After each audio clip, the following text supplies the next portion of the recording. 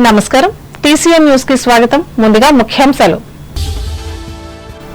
భీమవరంలో మన్యం వీరుడు అల్లూరి విగ్రహ ప్రాంగణాన్ని సుందరంగా అభివృద్ధి చేయాలి.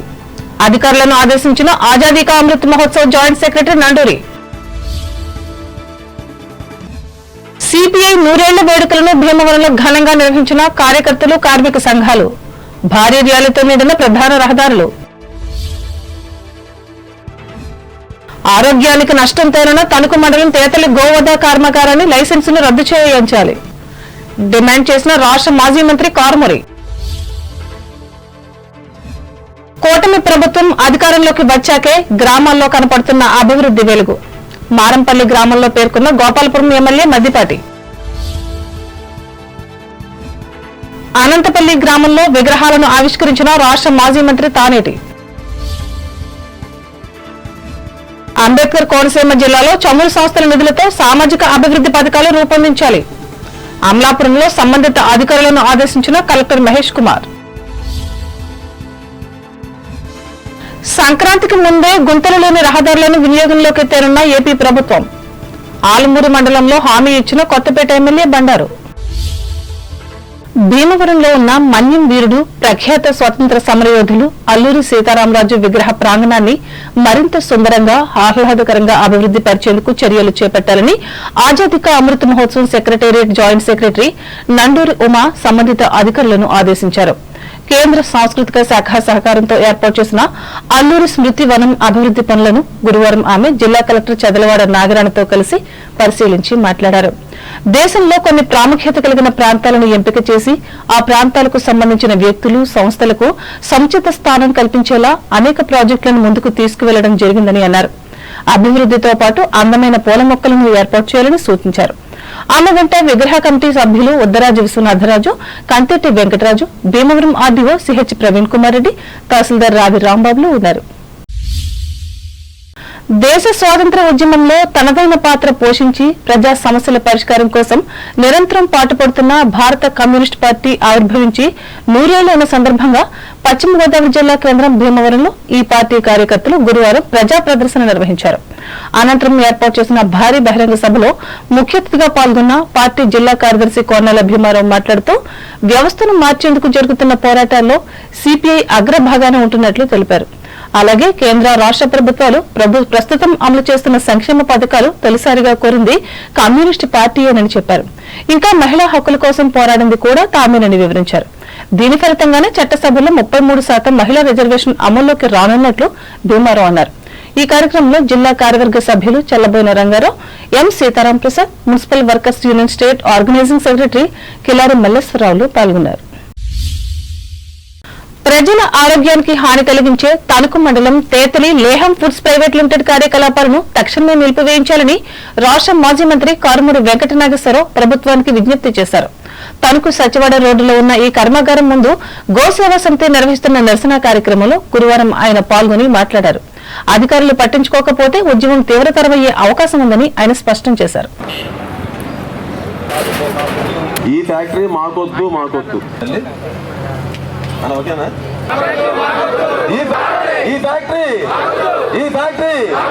దీని మీద స్టార్ట్ చేస్తానికి నాకు ముందే కొన్ని పర్మిషన్స్ వచ్చి నేనున్నప్పుడే పర్మిషన్ వచ్చినాయని కొంతమంది అంటున్నారు.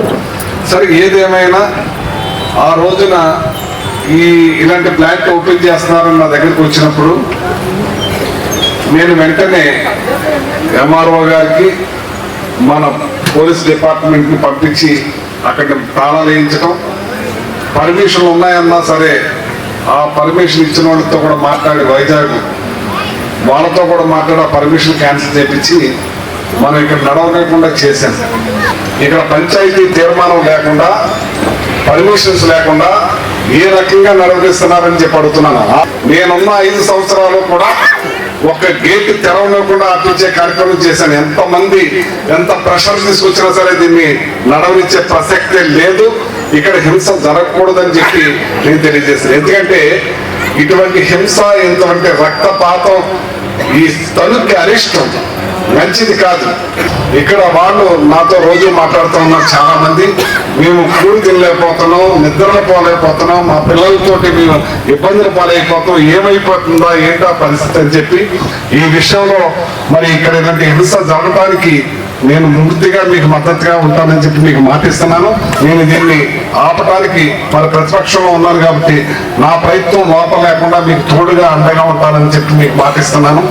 ఈ కార్యక్రమంలో డీసీఎంఎస్ మాజీ డైరెక్టర్ పెన్మస సుబ్బరాజు, తేతలి గ్రామ మాజీ సర్పంచ్ కోట నాగేశ్వరరావు, గ్రామ నాయకులు కోట స్వామీజీ, గోసేవ సమితి నాయకులు కొండ్రెడ్డి శ్రీనివాస్, సభ్యులు జల్లూరు జగదీష్లు పాల్గొన్నారు.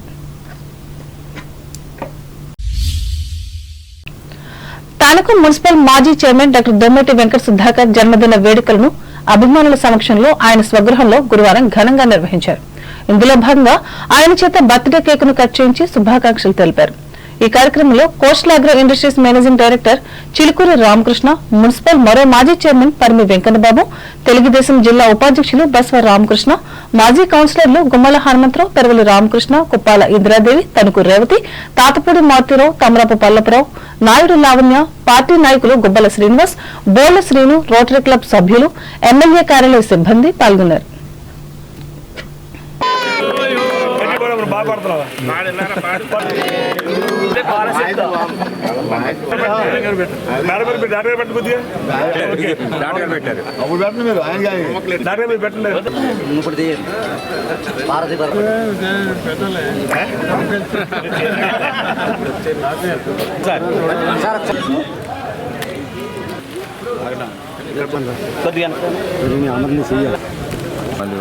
ఒక ట్రిప్ రెండో ఒక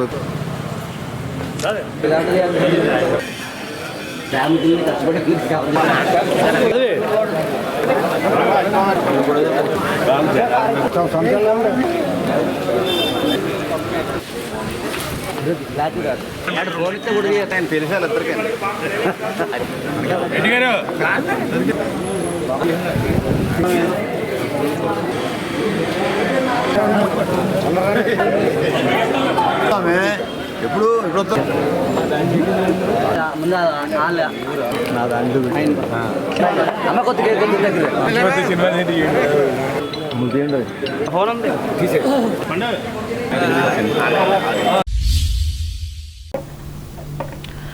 Tanuku coastal local area bank limited వ్యవస్థాపక దినోత్సవం సందర్భంగా గురువారం ఉచిత వైద్య సేవా శిబిరాన్ని నిర్వహించి పేద మధ్యతరగతి ప్రజలకు సేవలు అందించారు.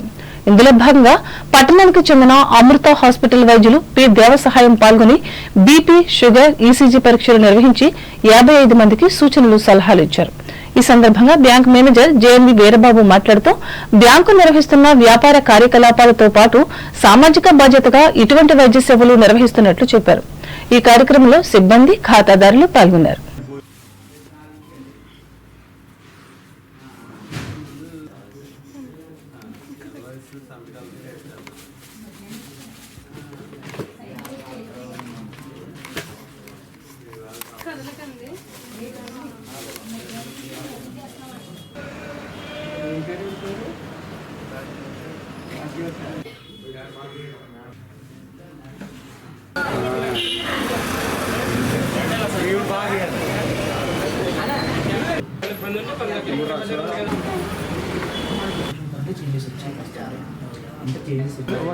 మా బ్యాంకు ఇక్కడే కాదు 50 బ్రాంచీలతో నడుస్తుంది. ఆంధ్రప్రదేశ్లో 50 బ్రాంచీల మీద సుమారుగా 1500 కోట్లతో బిజినెస్తో రన్నింగ్ అవుతుంది. ఈ సంవత్సరం 25 సంవత్సరాలు కంప్లీట్ చేసుకుని రజతోత్సవం చేసుకుంటున్నాం. రేపు 27/12/2024 సిల్వర్ జూబ్లీ ప్రోగ్రాం జరుగుతుంది. కోస్టల్ బ్యాంకు తణుకు బ్రాంచ్లో ఈవినింగ్ 4కి కస్టమర్ మీటింగ్ నిర్వహిస్తున్నాం. దానికి ఈరోజు ఒకరోజు ముందుగా మెడికల్ క్యాంప్ కూడా పెట్టి అందరికీ ఉచితంగా వైద్యం అందించి మందులు కూడా ఇస్తాం. ఇప్పుడు ప్రకటనలు.